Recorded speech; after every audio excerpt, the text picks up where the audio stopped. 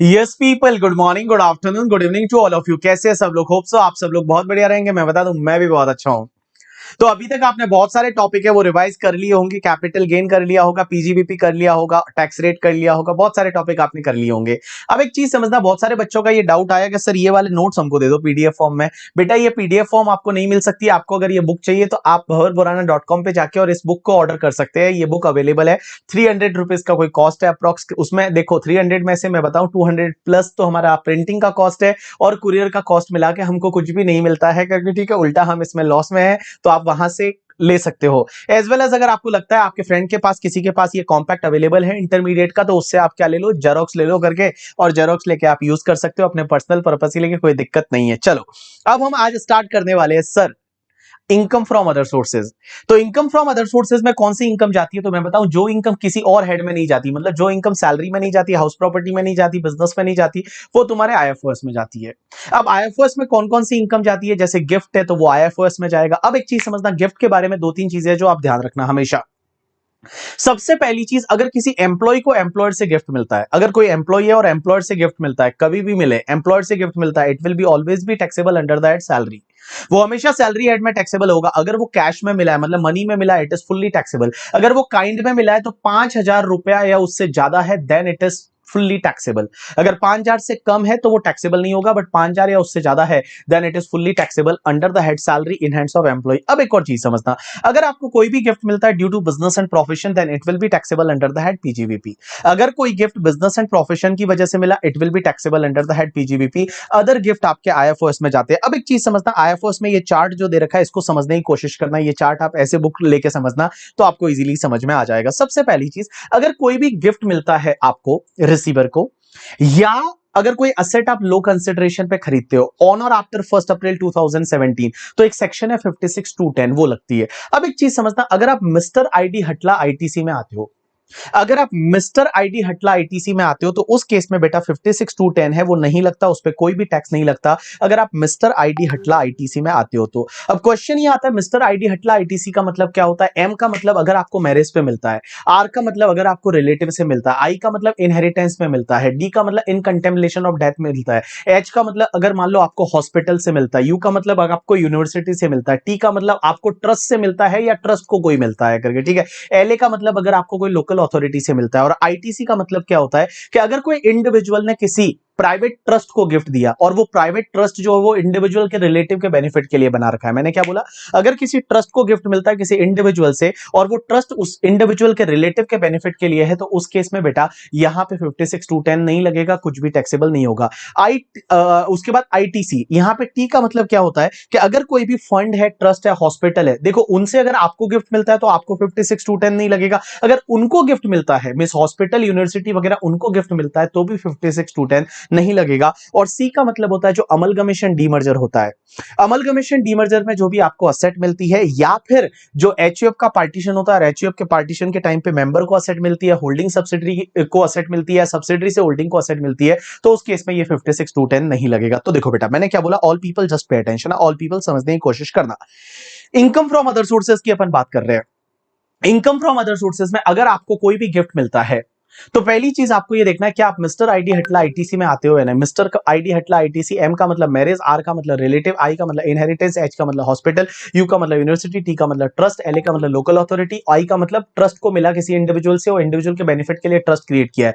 I T, T का मतलब होता है अगर कोई भी ट्रस्ट है या हॉस्पिटल है उनको अगर गिफ्ट मिला तो करके, ठीक है। और सी का मतलब certain transaction not regarded as transfer, या तो होल्डिंग ने सब्सिडरी को दिया, सब्सिडरी ने होल्डिंग को दिया, या फिर आपका क्या बोलते हैं इसको, एचयूएफ का पार्टीशन हुआ या अमलगमेशन डीमर्जर में, तो उस केस में 56(2)(10) नहीं लगेगा। अब एक बात समझना, अगर आप मिस्टर आईडी हटला आईटीसी में नहीं आते हो और इसको छोड़ के अगर आप अदरवाइज में आते हो, तो अदरवाइज में देखना पड़ेगा कि आपको गिफ्ट में क्या मिला।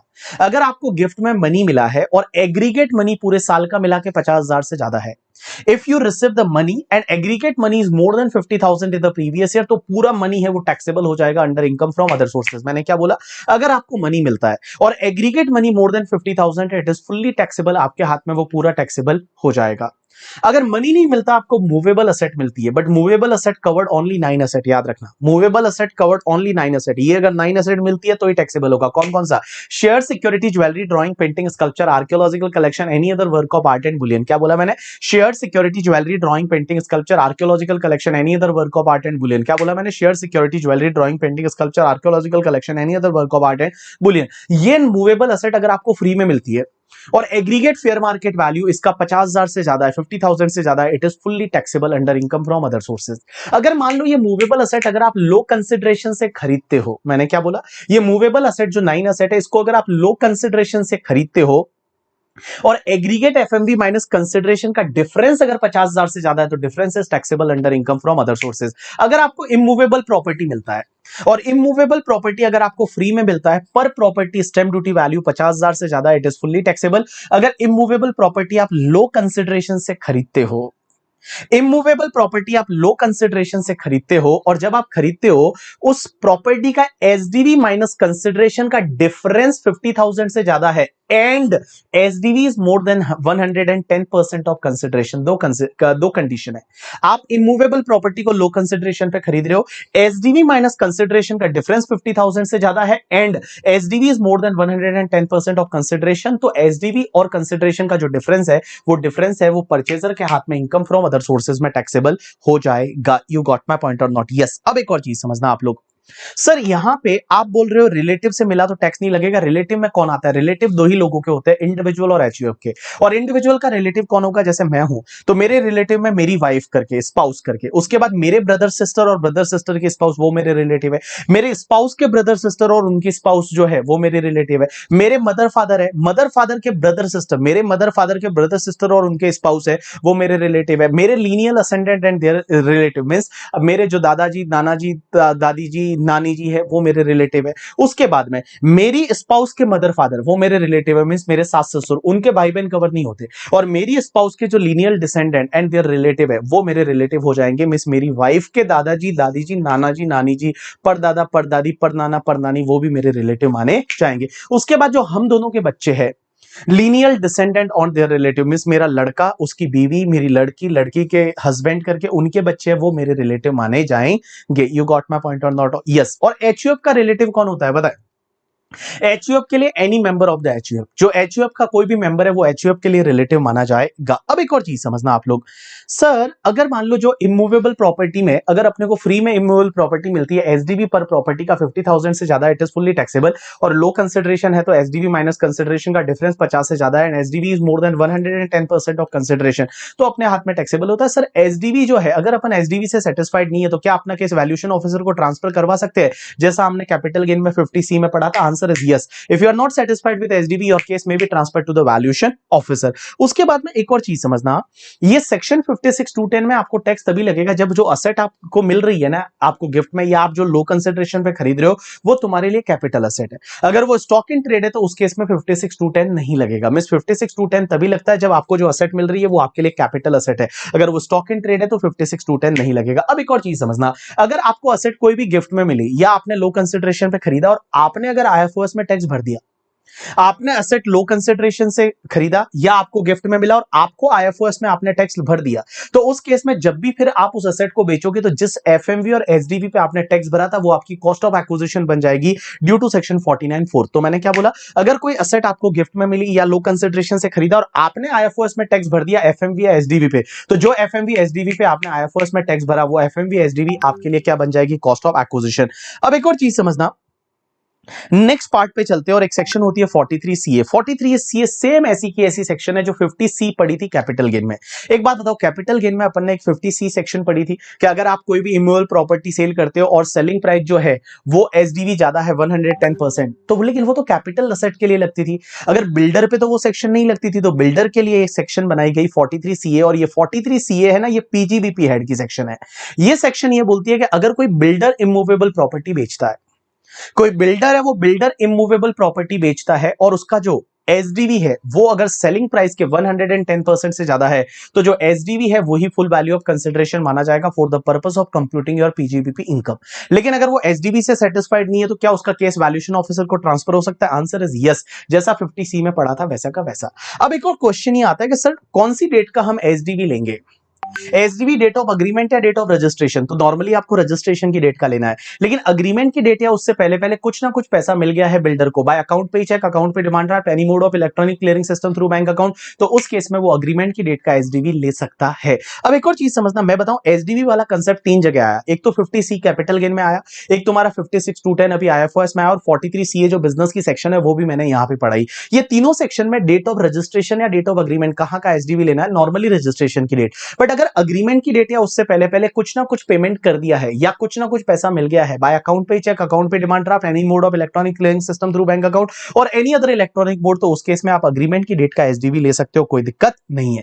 उसके बाद एक सेक्शन होती है 56(2)(7)B, ये सेक्शन ये बोलती है कि अगर कोई भी शेयर है, अगर क्लोजली हेल्ड कंपनी है, क्लोजली हेल्ड कंपनी का मतलब अनलिस्टेड कंपनी, ध्यान रखो, प्राइवेट लिमिटेड कंपनी, अगर प्राइवेट लिमिटेड कंपनी है वो शेयर को इश्यू करती है, और वो शेयर को इश्यू करती है प्रीमियम पे, हाई वैल्यू पे इश्यू करती है, शेयर को प्रीमियम पे इश्यू करती है, तो issue price minus fair market value वो शेयर का है, वो डिफरेंस सीधा उस कंपनी के लिए आईएफओएस में टैक्सेबल हो जाएगा। जैसे I can take one example, मेरी कंपनी है बीबी प्राइवेट लिमिटेड।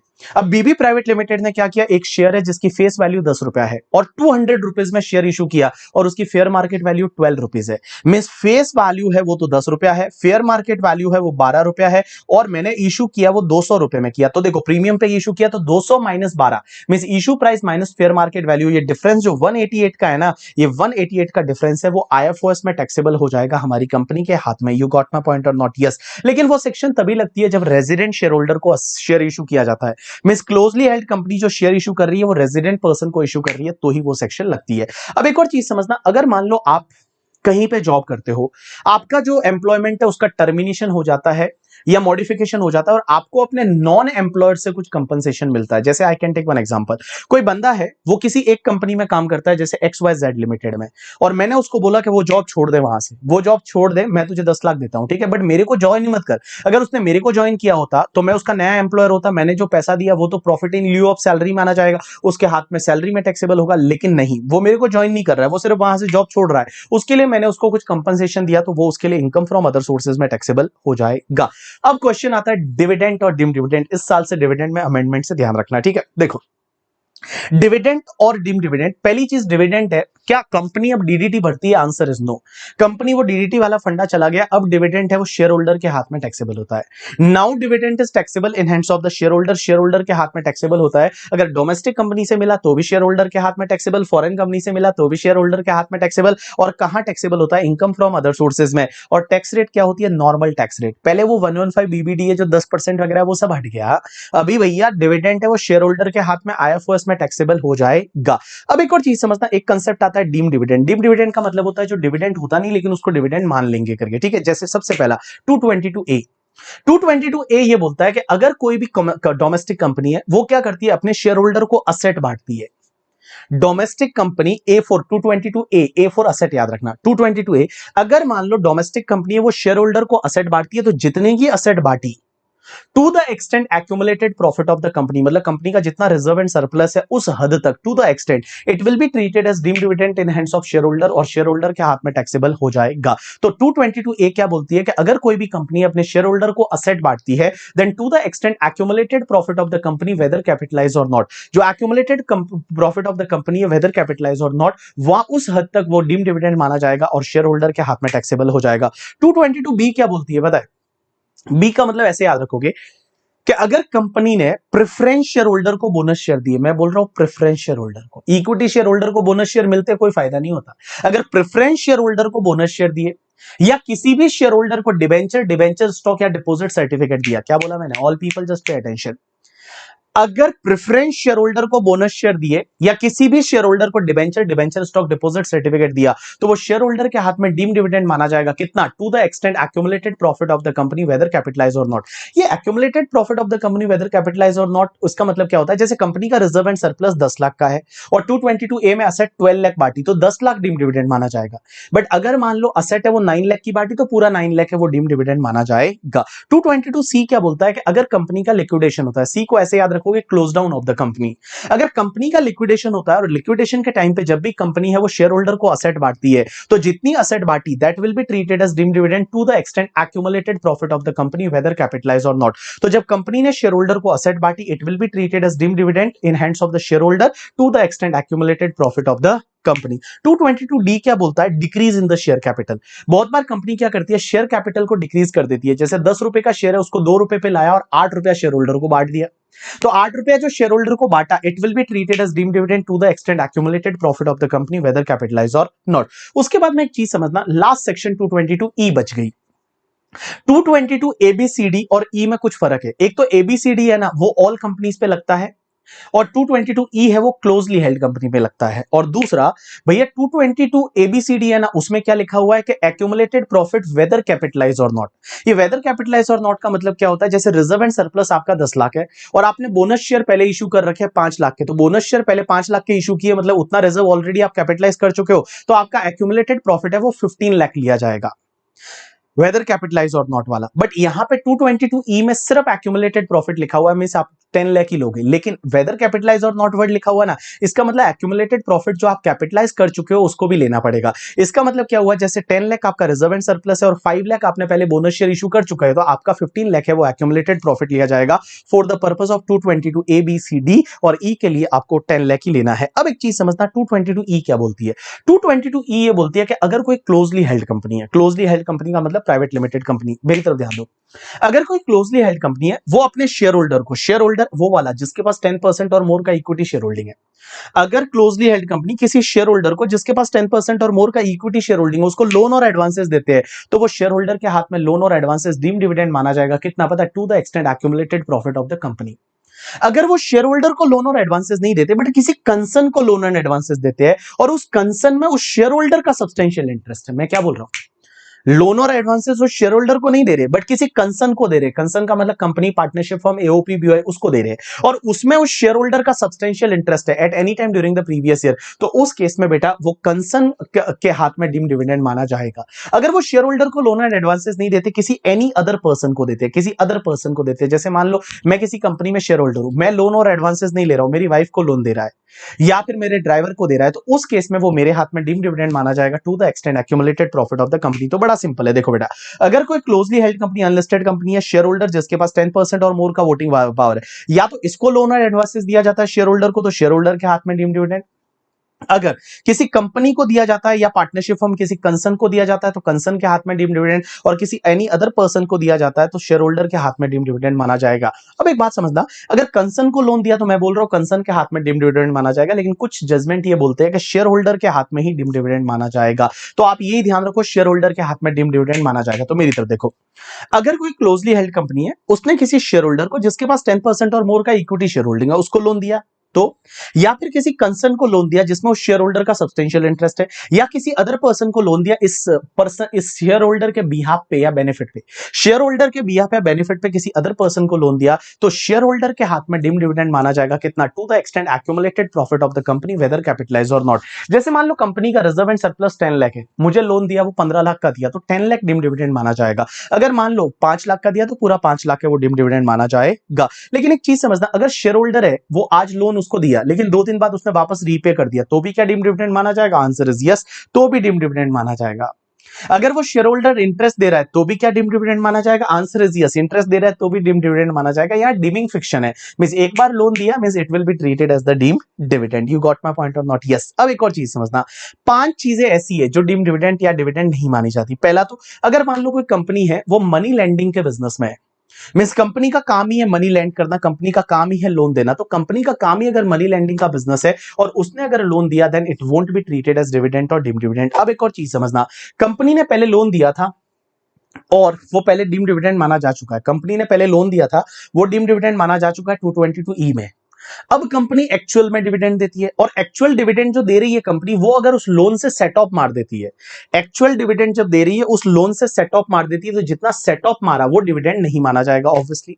अगर मान लो कंपनी है वो बायबैक ऑफ शेयर करती है तो वो डिविडेंड डीम्ड डिविडेंड नहीं माना जाएगा। या फिर जब भी डीमर्जर होता है, डीमर्जर में वो पता है नई एक कंपनी को तोड़ के रिजल्टिंग कंपनी बनाते हैं और वो रिजल्टिंग कंपनी डीमर्ज कंपनी के शेयर होल्डर को शेयर इशू करती है, तो वो डिविडेंड नहीं माना जाएगा। एज वेल एज जो सेक्शन मैंने 222C पढ़ाया और 222D पढ़ाया, 222C और 222D प्रेफरेंस शेयर होल्डर के केस में नहीं लगता। 222C कौन सा था? Close down of the company, liquidation के टाइम पे, और D का मतलब डिक्रीज इन शेयर कैपिटल। तो 222C और D है वो प्रेफरेंस शेयर के केस में नहीं लगेगा। मींस लिक्विडेशन के टाइम पे प्रेफरेंस शेयर होल्डर को कुछ पैसा मिलता है या डिक्रीज इन शेयर कैपिटल करके और प्रेफरेंस शेयर होल्डर को कुछ पैसा दिया जाता है, तो उस केस में वो डिविडेंड नहीं माना जाएगा। You got my point or not? Yes. अब एक और चीज समझना आप लोग, मैंने कैपिटल गेन में आपके लिए एक पॉइंट छोड़ दिया था, दैट इज द लिक्विडेशन। मैंने कैपिटल गेन में आपके लिए एक पॉइंट छोड़ दिया था, that is called liquidation. Liquidation मतलब close down of the company. एक बात समझो, जब भी कंपनी क्लोज डाउन होती है, जैसे कोई कंपनी थी उसका लिक्विडेशन हो गया, कंपनी है वो क्या हो गई? बंद हो गई। तो कंपनी बंद हो गई तो कंपनी असेट बांटेगी शेयर होल्डर को, तो क्या कंपनी के हाथ में ये ट्रांसफर माना जाएगा? कंपनी को कोई कैपिटल गेन लगेगा? आंसर इज नो, ये ट्रांसफर नहीं माना जाएगा, कंपनी को कोई कैपिटल गेन नहीं लगेगा, कैपिटल गेन शेयर होल्डर को लगेगा। लेकिन सर शेयर होल्डर के हाथ में क्या होगा? तो शेयर होल्डर के हाथ में पहला तो डीम्ड डिविडेंड माना जाएगा। भाई जो भी एसेट शेयर होल्डर को मिली to the extent accumulated profit of the company, वो उसके हाथ में डीम्ड डिविडेंड माना जाएगा। लेकिन शेयर होल्डर को कैपिटल गेन भी लगेगा। कैपिटल गेन निकालने के लिए sir full value of consideration कैसे लेंगे? तो फुल वैल्यू ऑफ कंसिडरेशन कैसे आएगा शेयर होल्डर के हाथ में? तो उसको कंपनी से कितनी असेट मिली और कितना कैश मिला वो ले लो पहले।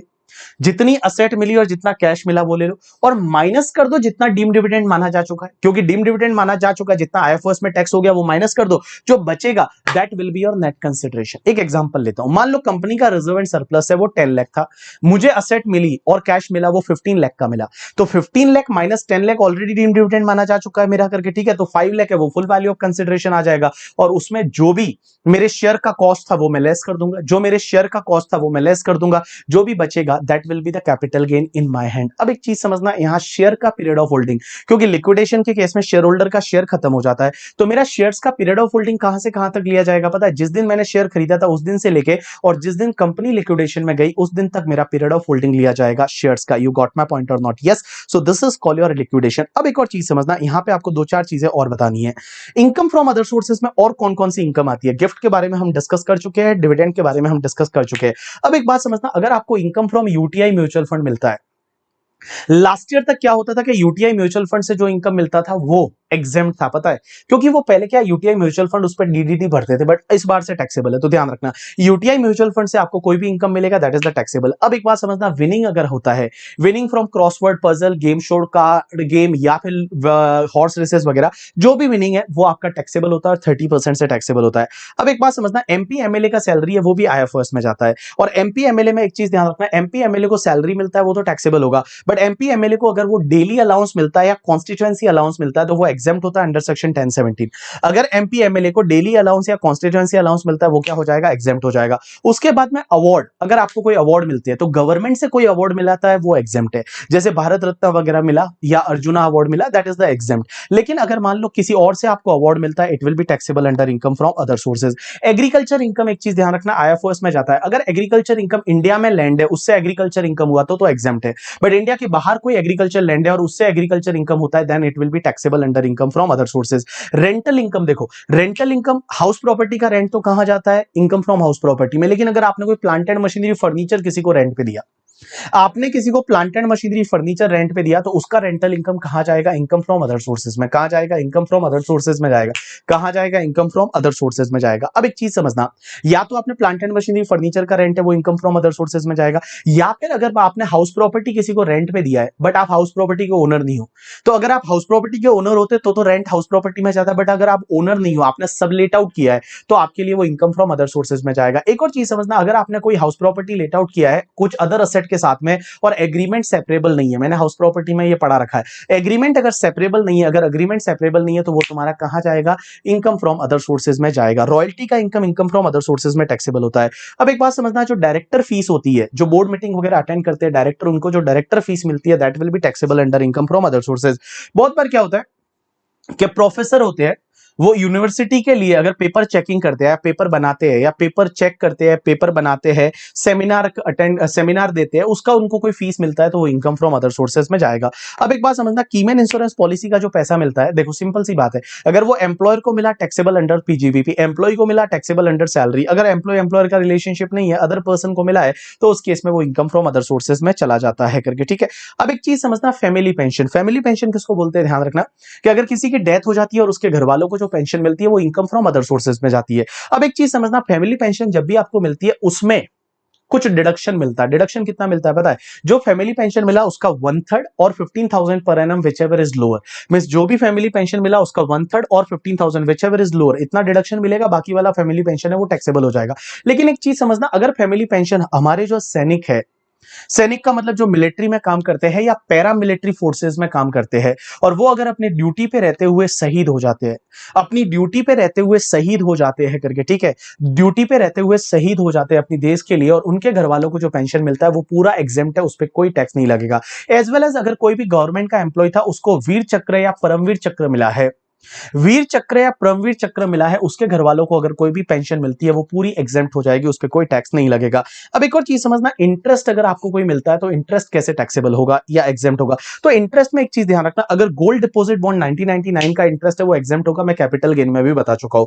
दूसरा, अगर deposit certificate issued under gold monetisation scheme 2015, इसका इंटरेस्ट है वो भी एग्जेम्प्ट होगा, मैं ऑलरेडी बता चुका हूं। नेशनल प्लान सर्टिफिकेट का इंटरेस्ट एग्जेम्प्ट होगा। पब्लिक प्रोविडेंट फंड पीपीएफ का इंटरेस्ट है वो एग्जेम्प्ट होता है। कैपिटल इन्वेस्टमेंट बॉन्ड्स है उसका इंटरेस्ट है वो एग्जेम्प्ट होगा, और रिलीफ बॉन्ड्स बाय आरबीआई उसका इंटरेस्ट एग्जेम्प्ट होगा। एक और चीज समझना, सुकन्या समृद्धि अकाउंट स्कीम का इंटरेस्ट भी एग्जेम्प्ट है, जो सुकन्या समृद्धि अकाउंट स्कीम है उसका इंटरेस्ट भी एग्जेम्प्ट होगा। एक और चीज समझना, अगर आपका post office saving bank account है तो post office saving bank account पे जो इंटरेस्ट मिलता है उसमें अगर आपका सिंगल अकाउंट है तो 3,500 पर एनम आपका एग्जेम्प्ट हो जाएगा, और अगर ज्वाइंट अकाउंट है तो 7,000 रुपीज इंटरेस्ट है वो एग्जेम्प्ट हो जाएगा। मैंने क्या बोला, देखो अगर आपका saving post office saving bank account है, सिंगल अकाउंट है तो 3,500 पर एनम है वो एग्जेम्पशन मिलेगा, ज्वाइंट अकाउंट के केस में 7,000 पर एनम एग्जेम्पशन मिलेगा। अगर आपको लेट कंपनसेशन मिलता है कंपल्सरी एक्विजिशन ऑफ प्रॉपर्टी पे, और उसका कंपनसेशन पे आपको इंटरेस्ट मिलता है तो वो 50% है, वो टैक्सेबल होता है, मैं ऑलरेडी कैपिटल गेन में बता चुका हूं। बाकी जितने भी इंटरेस्ट है वो इनकम फ्रॉम अदर सोर्सेज में टैक्सेबल हो जाएंगे।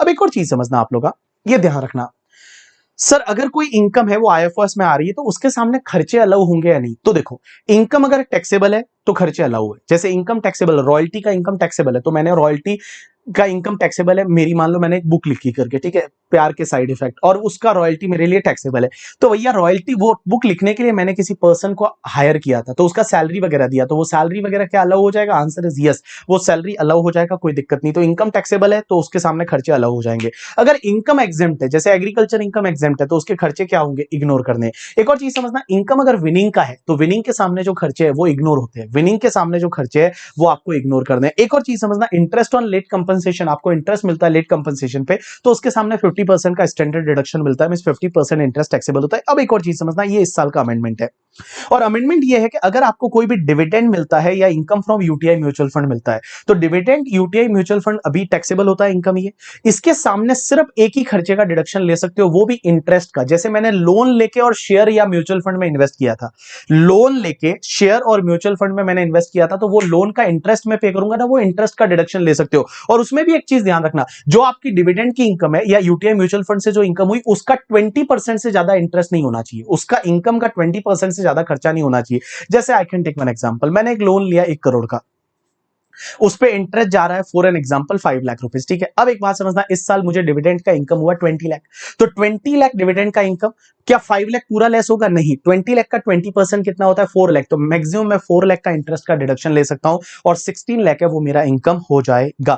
अब एक और चीज समझना, सेक्शन 58 ये बोलती है कि कुछ खर्चों का आपको आईएफओएस में डिडक्शन नहीं मिलेगा।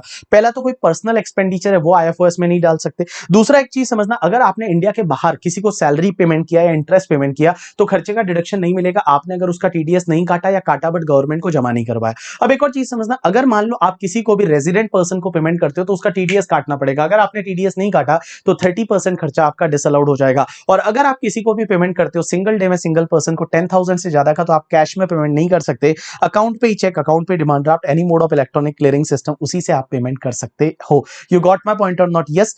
So this is the completion of your topic income from other sources. यहां पे तुम्हारा IFRS टॉपिक है वो कंप्लीट हो जाता है।